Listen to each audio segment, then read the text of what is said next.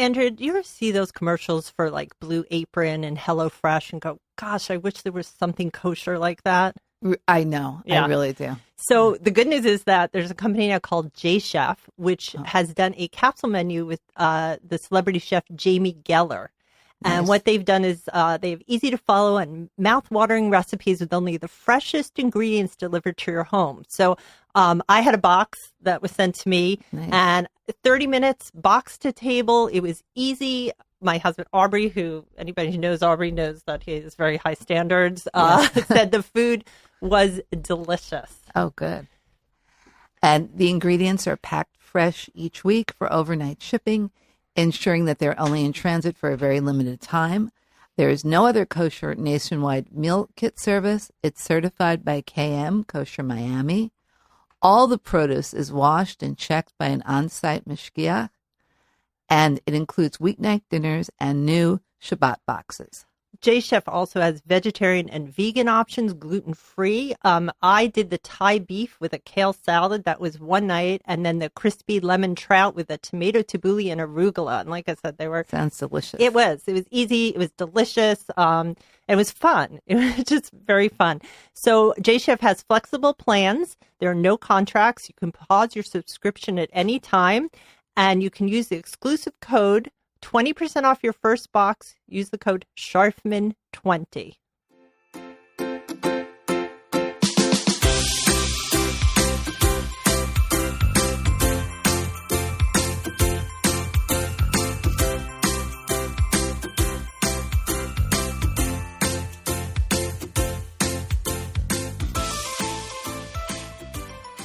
Hi, everyone. This is Jill Sharfman, and we have a very special episode today of Let My People Eat. In studio with me today is Chef Erick Vargas Bromberg, who began his culinary career at the age of 13. He was working as a dishwasher at Aquavit, the acclaimed Nordic restaurant by Chef Marcus Samuelsson. Erick's raw talent and dedication were soon spotted by the celebrity chef, and quickly he went from washing dishes to working the kitchen line under the tutelage of Chef Samuelsson. Over the next several years, Erick continued to perfect his craft, working in some of New York's most famous restaurants, such as Tribeca Grill, Junoon, Le Bernardin, Al Dia, Centrico, and more. Did I pronounce those right? Yes. Okay. Erick also served in the U.S. Army for 6 years and did 3 tours in Iraq. So thank you for your service, Erick. No problem. Chef Erick now sets his sights on the kosher world, looking to bring unique flavors and new styles of cooking to a vastly underserved market. Yes, I can attest to that. Looking to break convention from the typical kosher restaurant, Erick drives his menus with seasonal ingredients, house-made products, and an authenticity that leaps off the plate. You can find him now at Gruet Garden Eatery, a gastropub located in Brooklyn, New York. Hello, Chef Erick, and thank you so much for being on Let My People Eat. Hey, thank you for having me. So let's just start at the beginning. So 13. 13, yeah. You're already working in a very important kitchen in New York. Wasn't on purpose. So I grew up in the South Bronx. My background is my mom is Ukrainian. She's the Jewish side, and my father is Mexican. So at 13, so I needed to get a job to kind of cover expenses at home. So one night, it was 1 week where my mom was forcing me to like go out get a job. Also, I wanted to play more video games, so I needed to pay for those video games or for other things. And it was one night after school.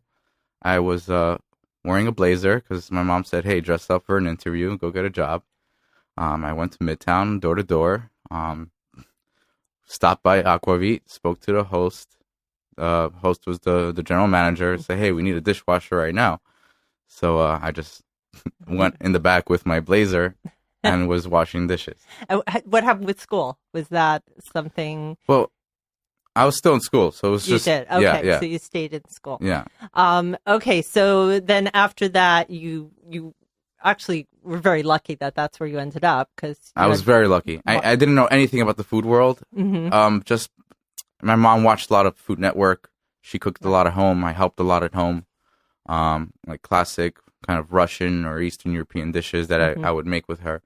But I didn't really know or understand the culinary world, and that was my introduction. I didn't know who Marcus Samuelsson was. I didn't know anything about aquavit. I just thought like, wow, this is such a fancy restaurant. Right. I shouldn't break any dishes while washing it. That's all I thought. What was your favorite thing to cook with your mom at home? My favorite thing is probably the Russian dumplings. I don't know why I just lost the name. Pierogi? Yeah, pierogies. Yeah. Pierogies. Yeah, those definitely probably my favorite thing. Right. The dumplings, and I mean I love borscht, so I ate a lot of that. And I don't know if you heard of shuba. I don't know what shuba is. Shuba is a herring salad with grated beets and eggs and potatoes. Like all those things. Yeah. Okay, so now before you came to Gruit, you were at Bora Bora. Yeah. And full disclosure here, my niece is and was Erick's sous chef at Bora Bora. Now is with him at Gruit too. Yeah. So tell me, how did you end up in the kosher world? I mean, obviously you have the Jewish background, but going from that wonderful list of restaurants to move to the kosher world, how did that happen? Well, at Bora Bora, I was the chef and co-owner. My business partner has been, I would say, my best friend for the last 12 years. I met him in YU. I went to YU, Yeshiva University, studied economics while I was still cooking. And we always said that one day we'll open up our own place. That was like our dream. We did a lot of catering jobs at the time, did a lot of random restaurant jobs. So we wanted to open our own place eventually. Before Boru, I was working. I was the general manager, director of operations for Aldea and Lupolo, which were both in Midtown, both Portuguese restaurants owned by Chef George Bendes. Okay. And there was I had a really big downfall that year. What happened? So I had a really, it's a chef thing. It's, post-military thing. I had a big drinking problem. So, now I've been sober for 2 years. But I had a big drinking problem, and I used to frequent a lot of bars and used to fight a lot in bars. Bar fights would happen. So I had a lot, that year I had some police issues. Okay. So, so that happened that year. And well, George Mendes was very nice with me about, my downfall that year. So after Lupolo and all day, I kind of was like lost with myself, didn't know what to do, didn't know what work I wanted to find. I was a little burnt out. I stopped cooking for a while. As I said, I was the general manager, I was director of operations. So I was doing more operational things rather than cooking. Right. But your training happened in the kitchens, right? Yes. Okay. My training happened in the kitchens. Okay. But this is post-military where I just didn't want to cook anymore. So I spent a few years doing the more operational things. So after Lupolo and Aldea, after everything, all the mess that happened, all of the downfall, and kind of me trying to rethink what I wanted to do, my friend Daniel was like, well, maybe it's just about time to open our own place. Because he was saving up. He was getting investors in to open this new kosher ramen spot. And I was like, well, why not? I'll step back in the kitchen and see what I can do again. And that's a good friend, especially considering the year you've had, to then say, let's go into business together. Yeah. So he's a good friend. Yes, yeah. Very good friend. Yeah. So so you were there, and Bora Bora closed a year ago? No, closed in August. Yeah, okay. Just past August. And then how did you get to Gruit? They sent me an Instagram message. Well, I had a few offers, and I had a few people that sent me Instagram messages, or I had some connections through Dan also with some offers, and Gruit was probably the most appealing one. Something that kind of fit my cooking background. So tell me about the menu at Gruit. It's a kosher beer garden. That's how I've heard it described. It is a beer garden. We have a very beautiful patio. We have a great beer list, good cocktail list. I haven't tried it, so I don't really know, but it looks really delicious. But actually, they do carry Non-alcoholic a non-alcoholic beer for me. It's called Athletic Brewing, and it's delicious. Okay. But Gruit is kind of the food and the menu. The whole concept behind that is going for the kind of modern deli, or rather the modern Hamish. Okay. I would say Modern Hamish deli. Right. Yeah, so not just the big corned beef pastrami sandwiches of yore. Yeah. Okay. So give me some examples of we'll things. do, like, we have a duck pastrami toast with red cabbage marmalade and pickled mustard seeds. Ah. That's like the modernized version of a Reuben. We call it a duck Reuben. We have a very awesome charcuterie program in-house that I'm making. And I am doing now, like, pastrami short ribs that I'm going to be doing with farfalle, like a farfalle risotto. And it sounds so like good. that. I'm like salivating. Yeah. Yeah. What dish would you say you're most proud of that you've brought to the menu at Gruit? I'd probably say the duck pastrami. Yeah. Yeah, I'm really proud of that one. Is there anything that you guys thought for sure was going to be on the menu and didn't make it, or you tested it and you had to take it off? Yeah, well, our last short rib dish that was on the menu, I thought it was going to be a big success. It was very beautifully plated. It was kind of like my take on a short rib with a goulash. And I did kind of a Kugel Napoleon on the side.